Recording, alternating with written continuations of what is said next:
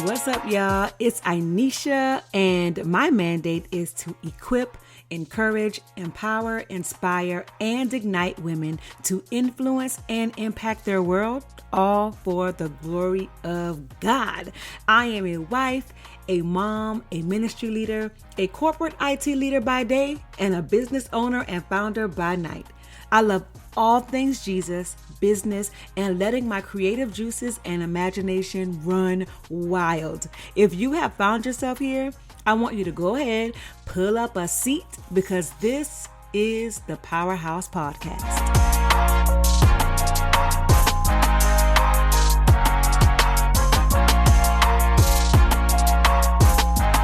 I am so excited about today's episode. I feel like it's one that is very necessary, and actually I feel like it's a necessary conversation all the time, but in this climate that we're in, I just really feel like it needs to be a conversation that's had over and over and over again. And before we really get into it, I want to just share really quickly. I hope it's quick, but y'all know how I'll be getting up in these streets. So I played sports when I was younger.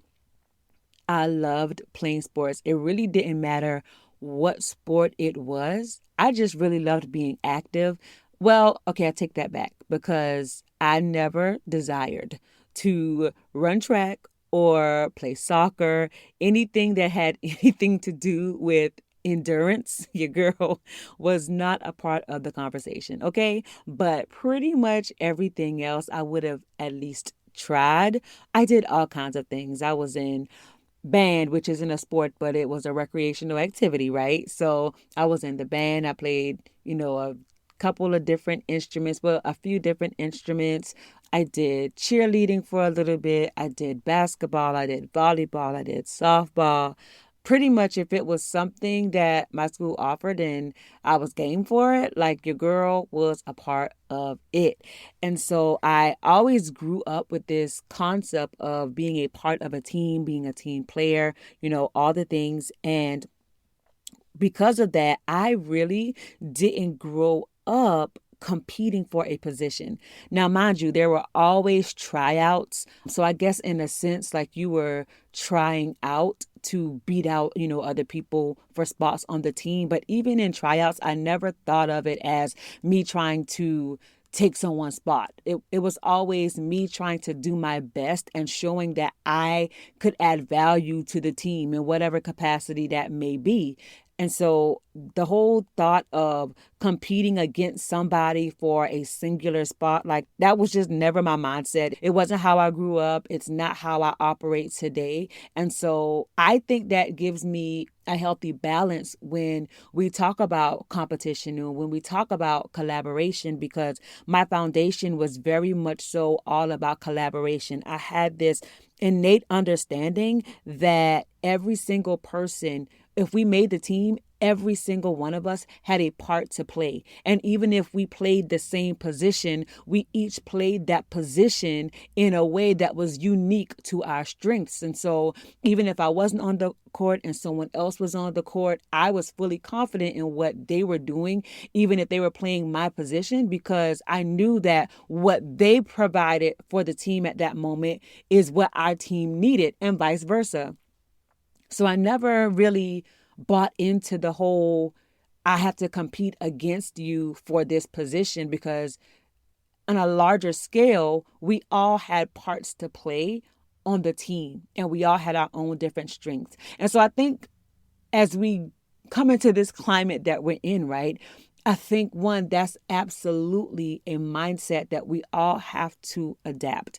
Even the Bible tells us that we are, all a part of one body and each joint supplies. We're not all the head. We're not all the arm.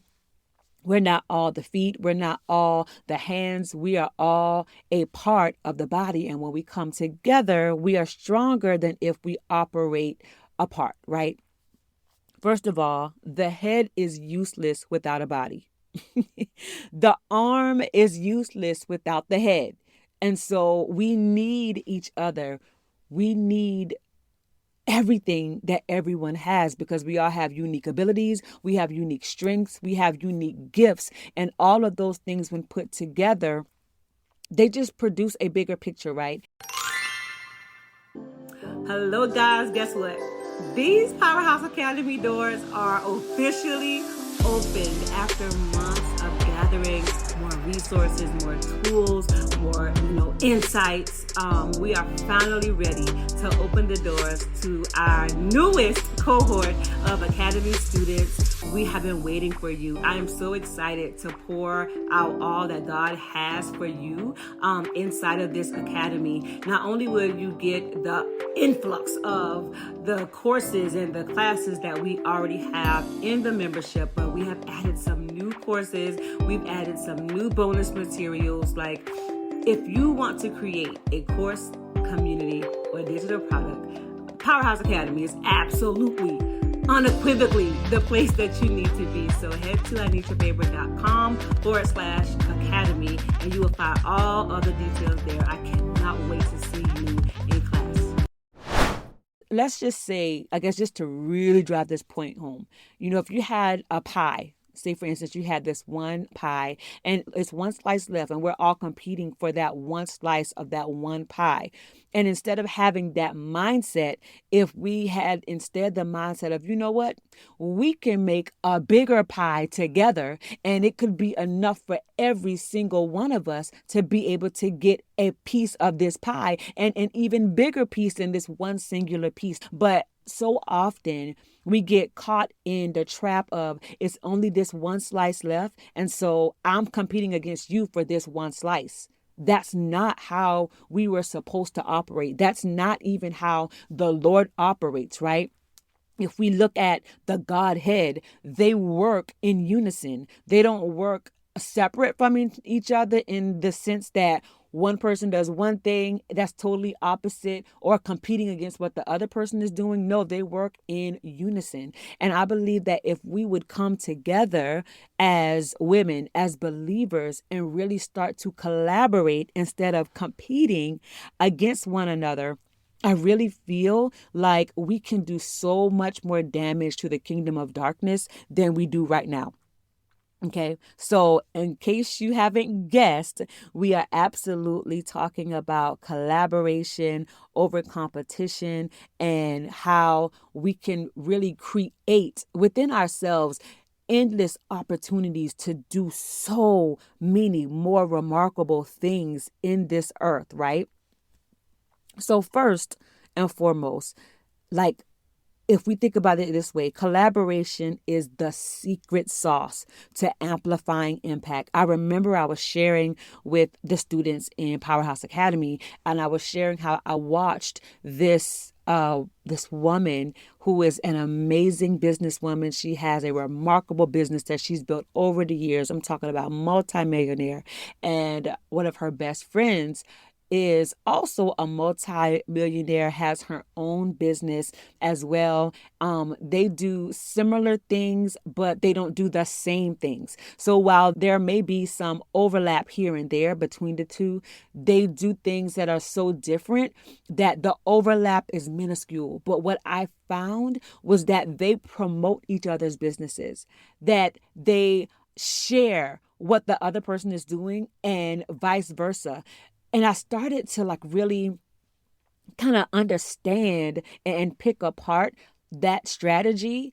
And what I found was, because there was so much of a difference between the two, that the overlap really didn't matter.